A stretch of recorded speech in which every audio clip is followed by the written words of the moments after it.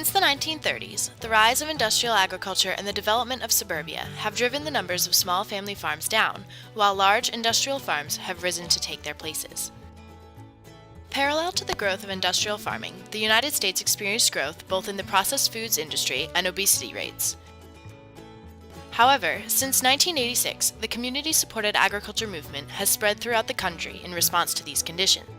It has supplemented and in some ways fueled other reactive initiatives, such as the small agriculture movement, the local foods movement, and the health food movement, which have formed over the last 2.5 decades.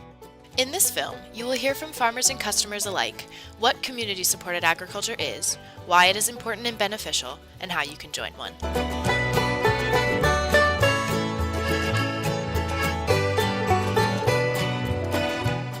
CSA stands for Community Supported Agriculture, which is exactly what it is. It helps support communities.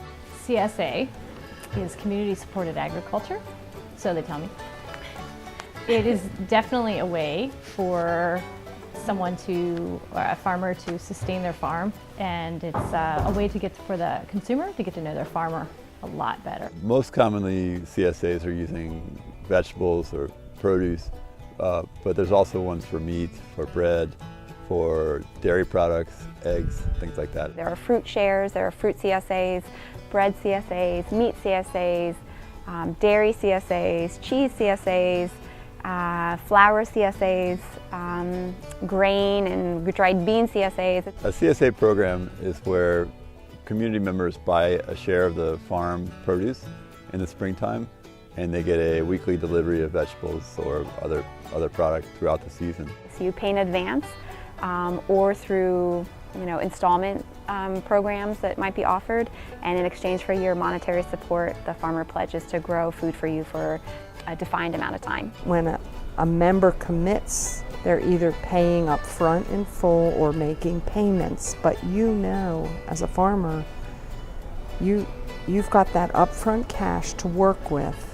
It allows the farm to plan ahead for how much produce we need to grow based on the membership that we are expecting to have.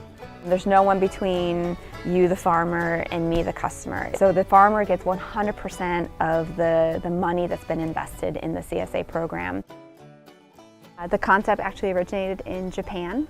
It was a group of mothers who were growing concerned with the availability of seasonal and local food, and they actually talked to farmers in their area and said, hey, if we buy the seeds for you, will you grow food for our families? It went from Japan to Europe, and then from Europe to the United States.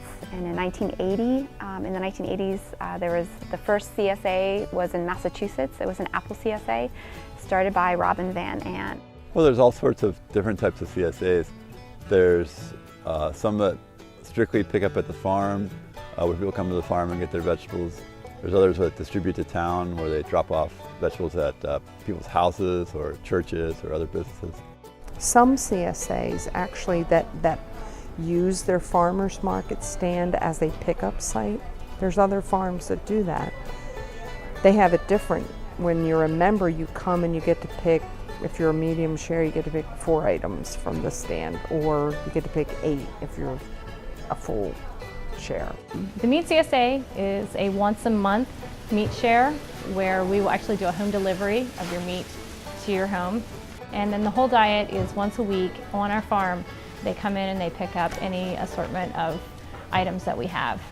They'll bring their jars back from the week before. They set them in here. There's usually like 1 or 2 bread selections, and then their vegetables, and then their meats, eggs. Our members join and we deliver produce to over 40 sites in our area. It's just easier for them and easier for us. So our CSA program is very straightforward.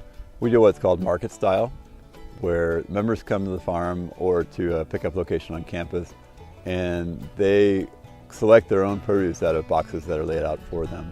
We have a chalkboard where we write up the weekly share, and oftentimes there's options. For example, they might choose broccoli or cauliflower, cabbage or Chinese cabbage, spinach or salad mix.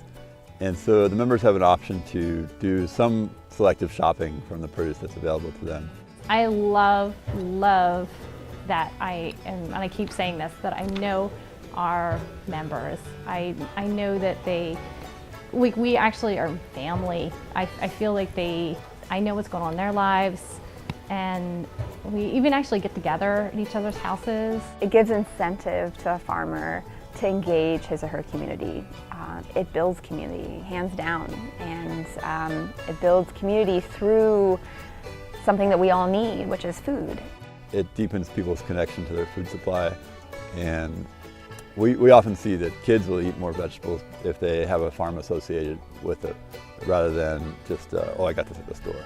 It's a certain person who wants to do this, and what's awesome for me to see is that that certain person is growing. It's people who care about the environment and want to support a local farm. It's people who might have health concerns and they really want to eat organics and they want it fresh. Fitness, they're concerned about fitness, weight loss. It's young families, a lot of young families also. It's all over the place. It's just really great, and I'm sure our CSA is the same as most CSAs in the country. The first year that we did the whole diet CSA, we had a single mom, we had a lesbian couple, we had a heterosexual older couple, and then we had a family with several children who joined the first year. When I came here and learned that our own farm had one, I definitely wanted to do it. So I do it because I like the fresh produce, but it's also great to support the farm and all the cool things that you guys are doing here. I love the farm out here. I love what they're doing educational-wise, as well as growing-wise, organically. And so I joined the CSA because I could get fresh fruits and fresh vegetables for my family throughout the year. To find a CSA nowadays, most people use the internet, and there are some great websites out there. CSAcenter.org is one. That's the Robin Van Ness Center at Wilson College, and then localharvest.org is another one. Between the two of those, most of your CSAs around the country are listed in those databases, and so a customer can punch in their zip code and find the farms that are closest to them. Beyond that, asking at your local farmers market, inquiring at health food stores, looking at bulletin boards on coffee shops.